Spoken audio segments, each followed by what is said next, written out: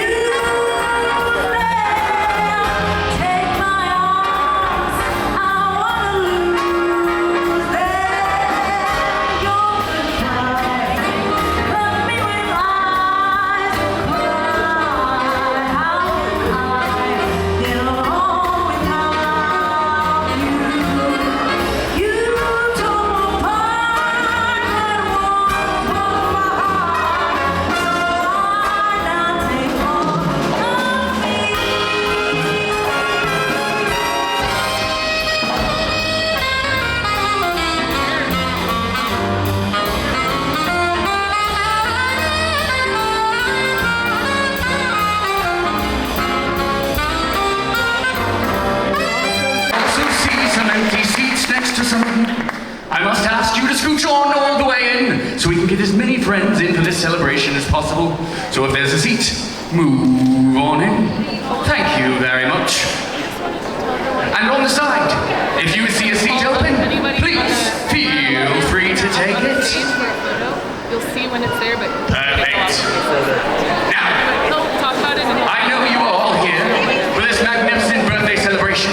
So first thing I want to do is sing a very quick happy birthday to Busch Gardens. So everyone follow after me. Happy birthday to you. Happy birthday to you. Happy birthday, Busch Gardens. Happy birthday to you. There we are. Now, it's time for a very special guest. He's my friend. He's your friend. He's our park president. Give it up for Kevin Lembke.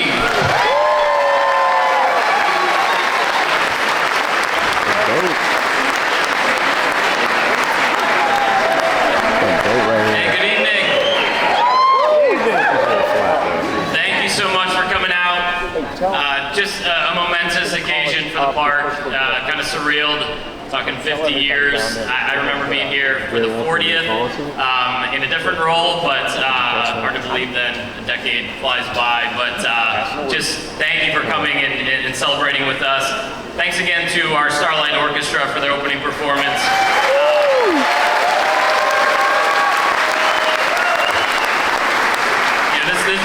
This group is really an iconic part of our history, performing for several years mainly in Italy. Last year was 2008. But after seeing them again tonight, I'm all for bringing back,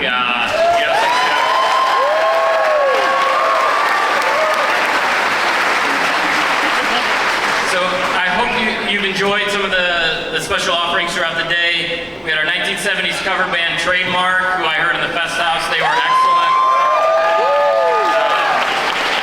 We had 75-cent beer. We had the great iconic, 50th decor, and a special shout out to Brooke. I don't know if she's in here, but she works for our entertainment department. She hand carved that beer stein out in Oktoberfest, and it's incredible. So thank you. And there's so many more folks, of course to thank that go into it, but just an amazing team. Tonight's presentation will look back at the past 5 decades of park history and share a bit of a glimpse of what's to come later this year as well. So with that, let's look at some nostalgia here. Yeah!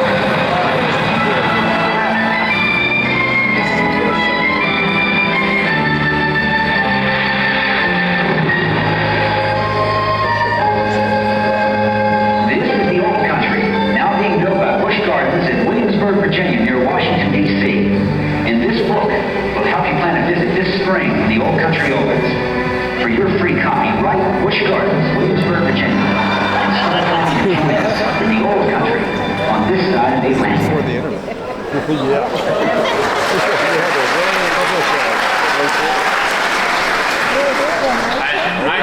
love stuff like that. The nostalgia. YouTube is a great place. Just Google Busch Gardens Williamsburg history, all sorts of stuff like that. But great way to start off the evening. You know, think about it sold as your opportunity to come to Europe on this side of the Atlantic. I thought was really clever, but and $7.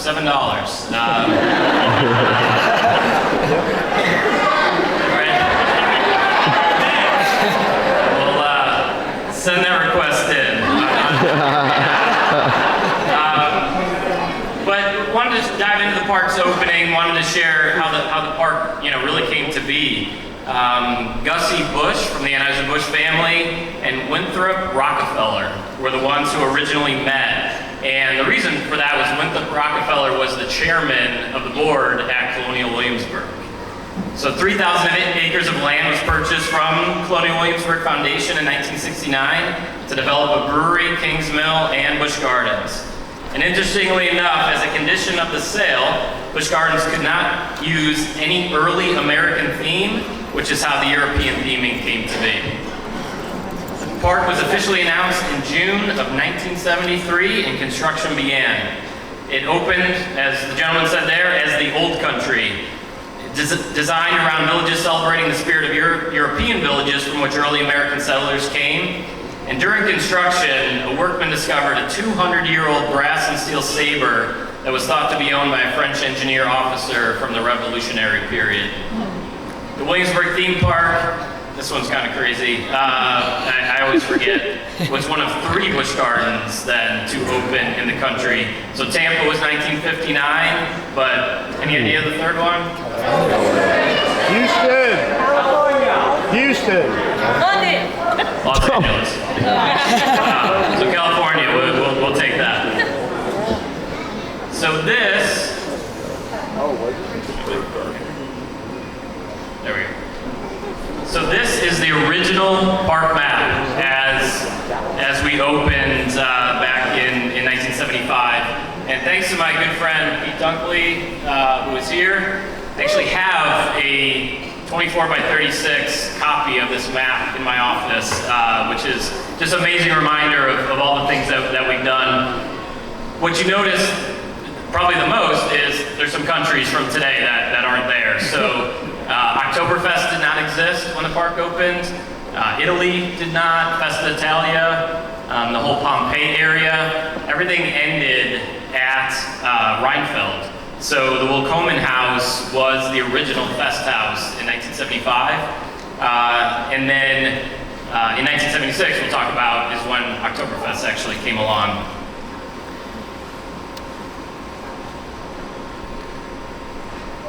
So this is a picture of the dedication ceremony opening May 16th, 1975. You might recognize, some of you probably recognize them all, but August Busch, of course, there in the middle. To the right is Governor Mills Godwin, and then TV personality Ed McMahon. Some of you are like, I know, I can't place it, but that's going to be a theme. We have some other celebrity call-outs here in a minute. But more than 6,000 park guests, led by the governor, opened it that day. The governor said, "The gardens are a monumental achievement measured by any standards." Was anyone in our audience here on opening day? Honestly. Wow. Wow.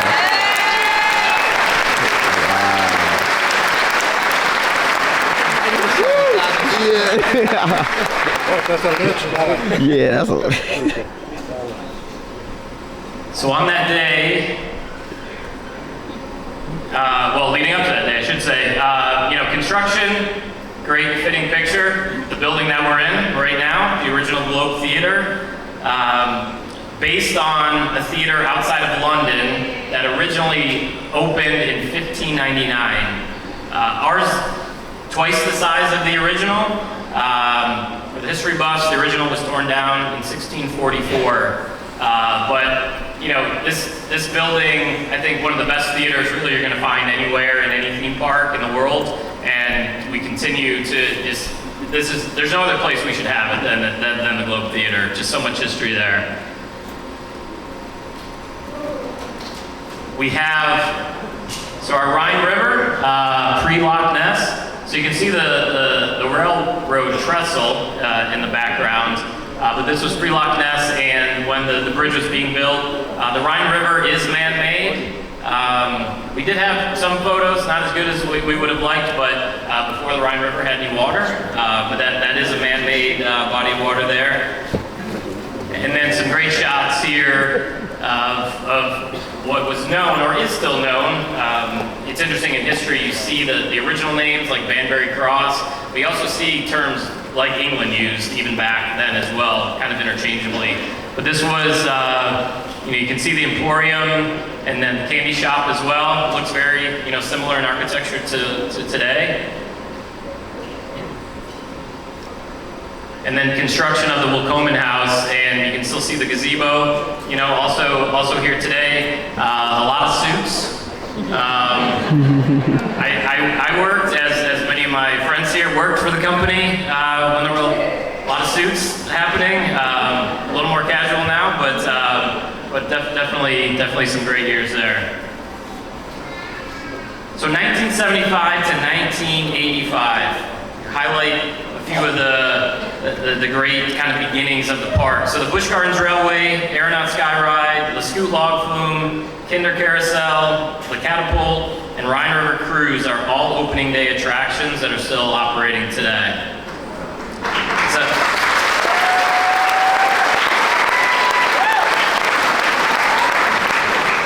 One quick self-indulgent fact.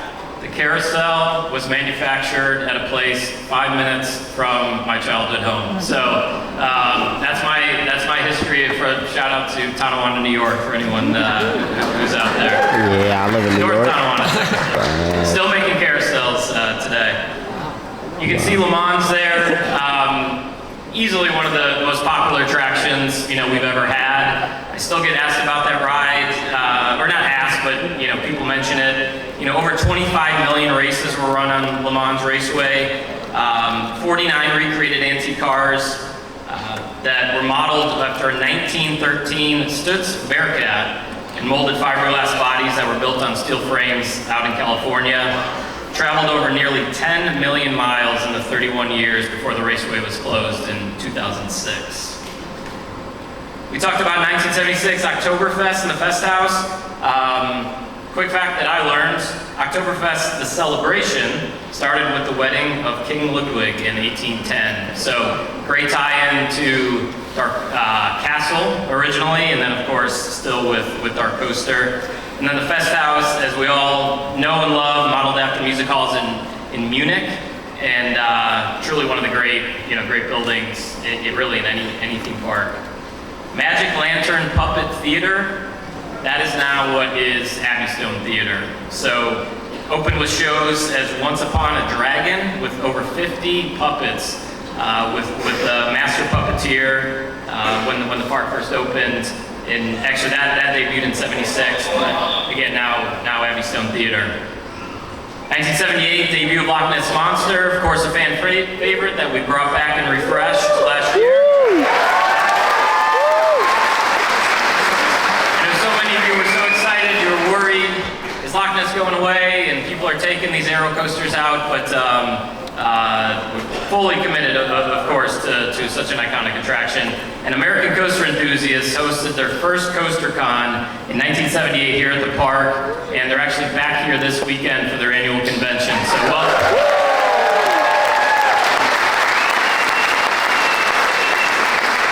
And then in 1984, last but not least, we opened the Big Bad Wolf.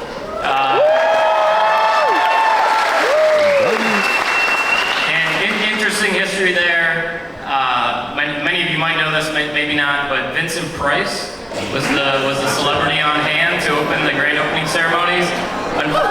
Unfortunately, the ride had a we'll just say malfunction and did not open on their media day, and Vincent Price unfortunately could not ride. So they got in the cars, took a bunch of photos, did photo ops, but unfortunately it took several weeks to get the ride going. So we are as we open a new coaster this weekend. So far, so good today. But this is a photo from opening day of the Fest House in 1976.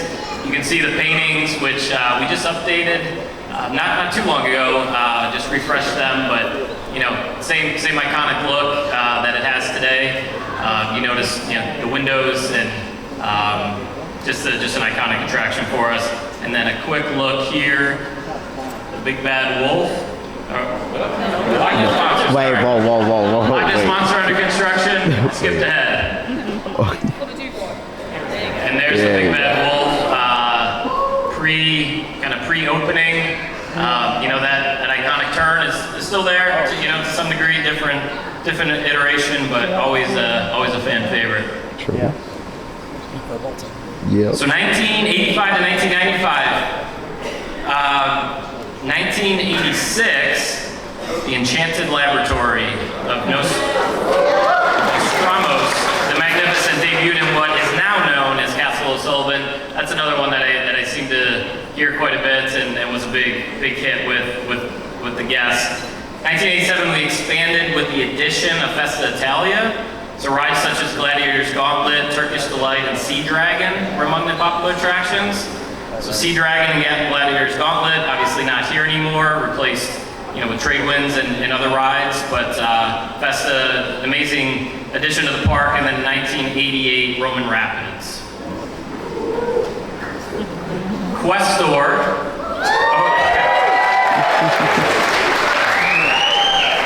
It's almost like I intentionally picked out the fan favorites just to get Yeah, you did. make myself feel a little better up here. So Questor opened in 1990. We all followed Alwyn on his quest for the Crystal of Zed. How many in here were part of that attraction? Probably quite a bit, right? Yeah. That's great. Then Questor was later renamed King Arthur's Challenge, Corkscrew Hill, Europe in the Air. Which one was that for?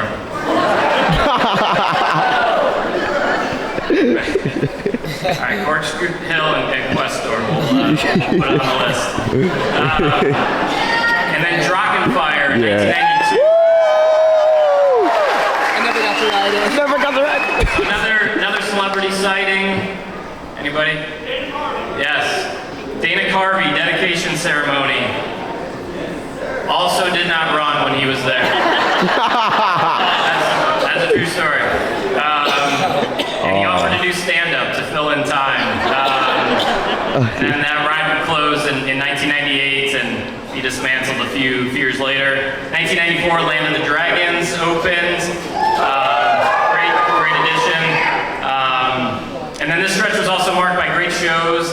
If you remember the Canadian Palladium, which is where the catapult resides right now. So great shows like Good Time Country, Good Time Jamboree, Distressed in the West, and James River Jamboree, but a great live music venue. A couple quick photos here.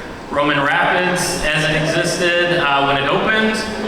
No cover on the bridge. I guess it was cooler back then, maybe. And then a great, somewhat undated photo. But we all sat around the office and based on, the tube socks and some of the things we're able to get it within, we think, a couple years. So we thought that squarely in the 85 to 95 range here.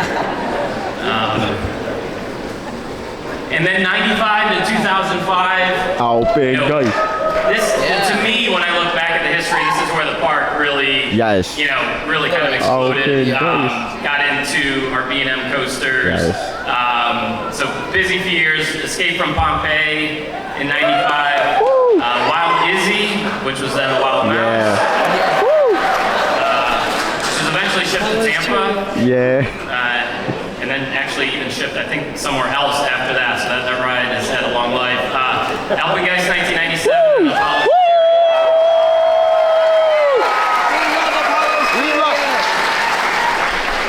American Jukebox debuted 1998, and we brought that back in 2023 2023, just a phenomenal show.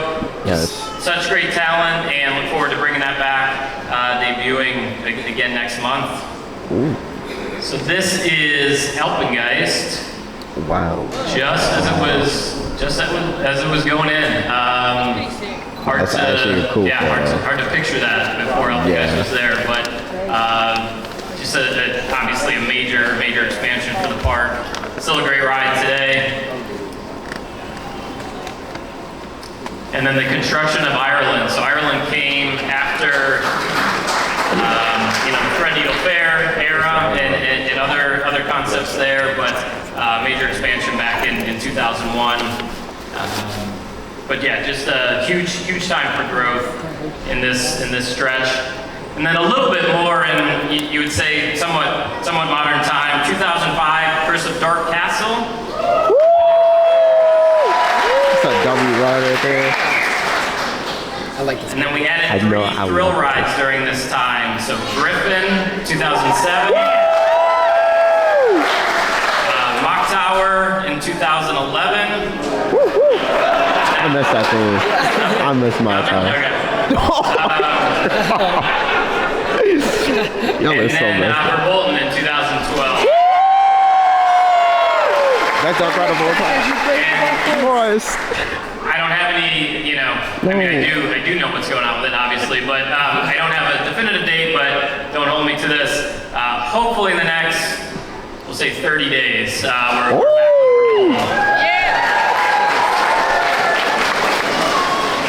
Hope I don't regret saying that. But we're on our way there. 2009, launched Christmas Town. It's hard to think of the park, before Christmas Town. There's some folks in the audience today that we're going to introduce. They remember when the park closed at Halloween, and they didn't show back up to work until February. I'm exaggerating, but close. Now it's, as you know, we operate it every month, and but Christmas Town, just a no-brainer addition to the park. And then also opened Sesame Street Forest of Fun in 2009 as well.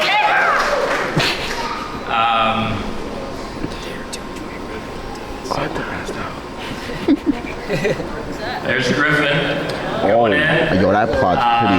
Bittersweet, I know, for some folks, because it was on the Le Mans site, but Griffin, no doubt, a fantastic addition. And then another thing that I do be remiss to say, during this time, Celtic Fire premiered on the Abbey Stone stage.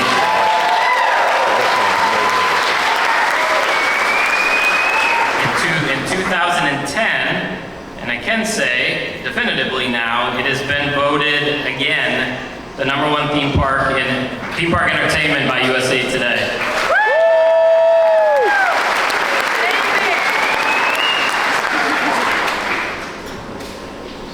Oh, I just got that. Yeah. There's the ribbon cutting ceremony for Sesame back in 2009. A great addition to the park.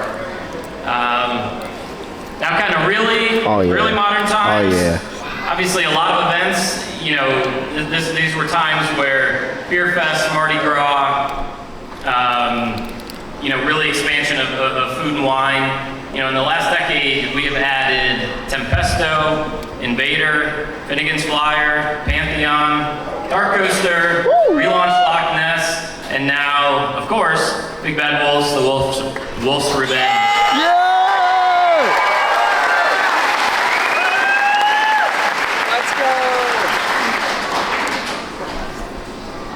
So a little throwback photo here of Invader going in. Just a great ride.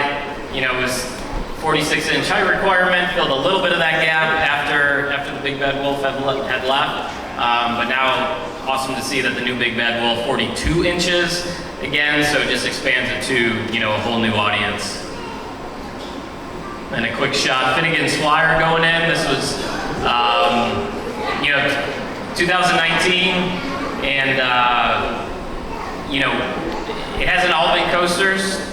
for the folks who remind me often, hasn't all been go soon, but darn close. But such an amazing history. Our team is so proud to be, the stewards of this treasured attraction. We appreciate your loyalty, of course, and I couldn't do it without such a tremendous team. And we're going to take a quick moment to recognize some amazing folks. The first one is some great leadership alumni, and I'm going to ask them to come up on stage real quick, and we're going to show you here. Oh, thank you. I'm slow on the clicker here. But the number is the number of years at the company and or park, and just a tremendous accomplishment. So if I could ask you real quick to join us on stage. Many of these folks are here with us.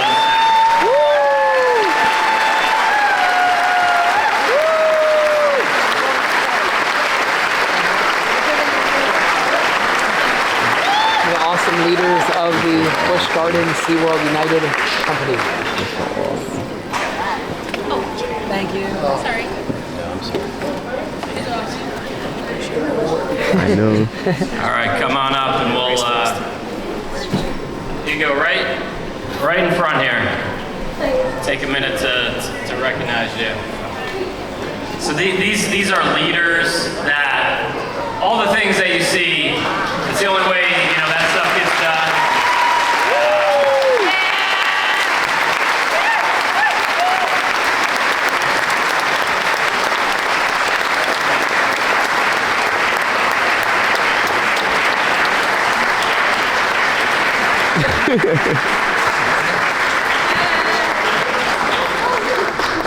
Just a tremendous group and so many familiar faces that in some cases I haven't seen in years, but just an honor for them to be here. We'll do a quick photo op with everybody here.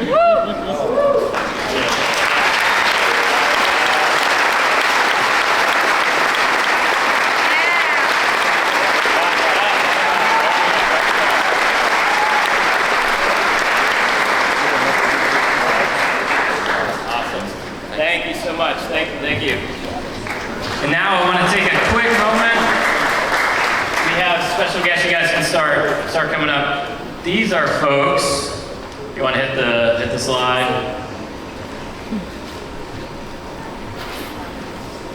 There we go. These are folks who still work here today. That are just tremendous, tremendous years of service, loyalty and passion. Can't say enough about what a great team it is. Again, allows me and others to do what we do, and yeah, just amazing work. So please come up for a brief get together here. Thank you. Thank you.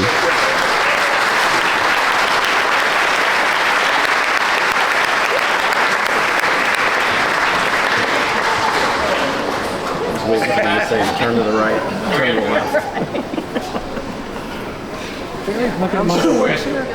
All right, we're gonna gather them after. Maybe a little bit too many people. But yeah, just a tremendous thanks there.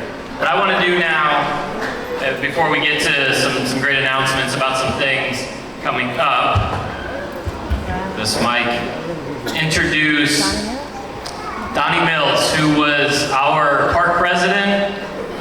Been with the company, you might have seen, well over 40 years, spent many years at this park, not only as the park president, but then overseeing it in other capacities.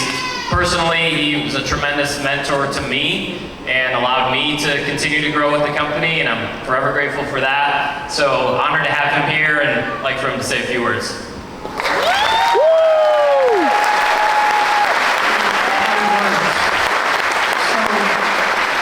So I was asked to make some remarks about my early experiences here in Williamsburg. So 25 years ago, I was working at SeaWorld San Diego. I got a call that said, "Are you willing to move to Williamsburg?" And I jumped at the opportunity. So I moved across the country, and a year later, I was most fortunate. I became park president. Although I had been here times before during my career, I never had spent time here. So I really didn't get to know the park, and I certainly didn't know the people. This time I had a wonderful opportunity, and I got to know this park so well. The iconic rides, like the Loch Ness Monster. Many of you know that was the first coaster anywhere with interlocking loops. The Big Bad Wolf, the suspended coaster, its last drop was 99 feet, swung out over the Rhine River at about 50 miles an hour. One of the things that I found really interesting about this park was the food. And what I mean, it was so sought out. People, I think it actually drove season's pass visits. But the wonderful fare in Italy, of course, the mile-high corned beef sandwich in the Fest House and other goodies there. And then everybody's favorite, I think, was the, what was that? Bring it back. Speak to Kevin. And then everybody's favorite, the chicken ribs and brisket This is so amazing. at the smokehouse. And the guy who made all that happen, leading the team right here is Franz Katinko. Franz.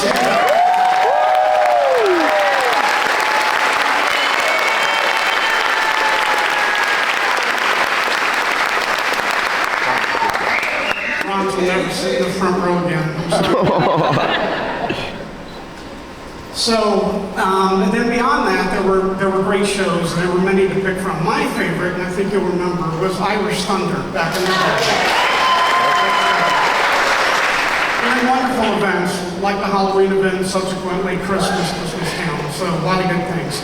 But the thing that really got me excited, that I was so glad I had the opportunity to work here, was to work with the team. And what I found was an incredibly talented and passionate team. So I want to leave you with this. I came across a saying that I think fits here, and the saying is this: poetry makes the world tolerable, but engineering put a man on the moon. Busch Gardens poetry is this beautiful backdrop that this world-class park has been nestled into. The second piece of the poetry is all of you. There wouldn't be a Busch Gardens without all of you in this family-friendly environment. So thank you so much for supporting us.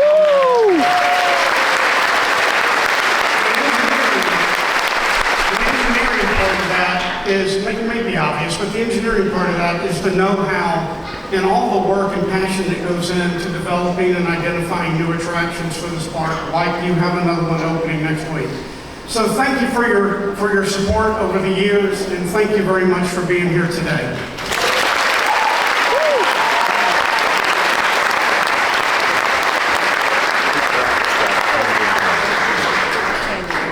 All right. Couple quick things about what's happening the rest of this year that we want to share with you. So we can officially say that for the 35th straight year, we've been named the world's most beautiful theme park. That's like 35 years. That's insane. 35 years. Just an amazing accomplishment. Again, thanks to the team, and it's something we take so much pride in, and thanks to the Historical Association, and just a tremendous honor for us. We have, as part of our 50th anniversary, a brand new show in the Fest House. Debuting on June 13th, We Are Oktoberfest. We'll take the stage. This show celebrates 50 golden years with a German twist. Enjoy live music, traditional dances, audience participation, all led by a Burgermeister MC.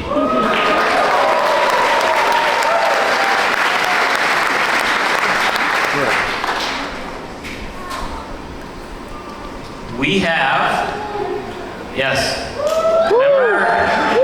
remember early ride time? Yeah. Yes, today, and I'm just triple checking. Okay. We got We're good. So we have member ride time in Oktoberfest, including Alpengeist, Dark Coaster, and some other rides. It is scheduled 9:30 to 11, but for Big Bad Wolf, we're looking to have that open by 7 o'clock. I'm going.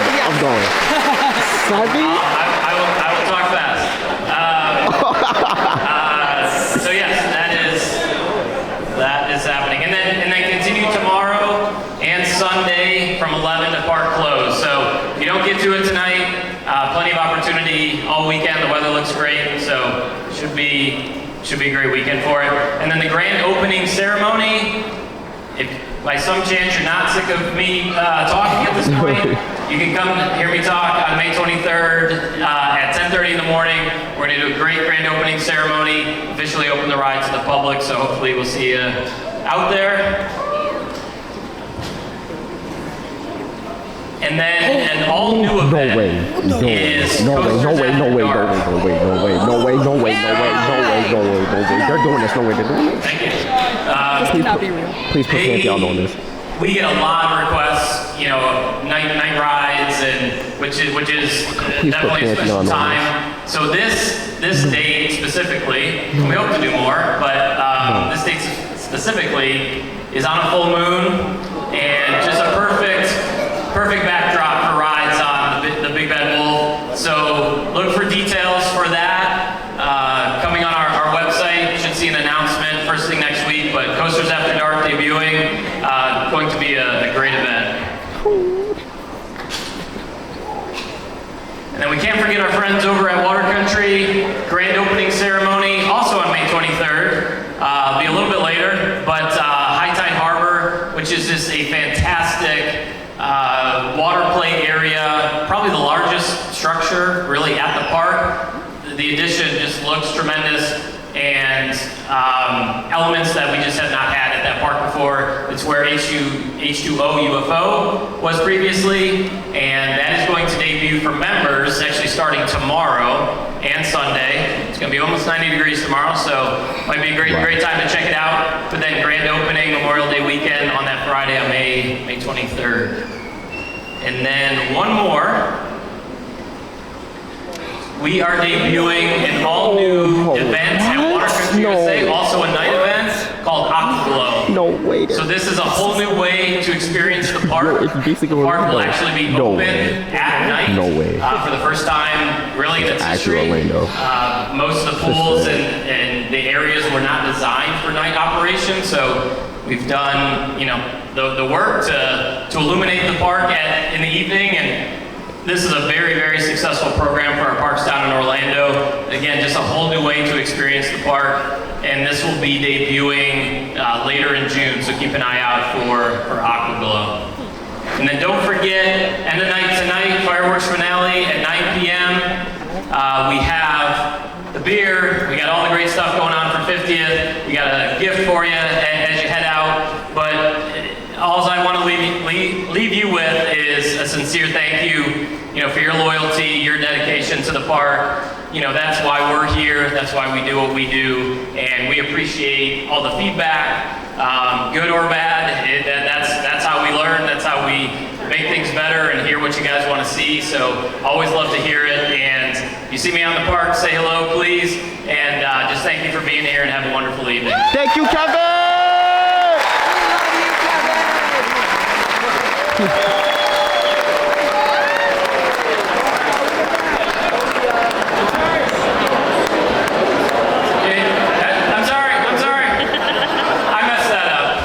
We have our wonderful characters, many from the old country, and we're going to get together, doing awesome. We got our little friend here, but just a great part of the 50th, and I screwed up the ending on that. That's my fault. But here we go. We're going to do a great little photo op here, and the characters will be out here, do some meet and greets, say hello. Thank you.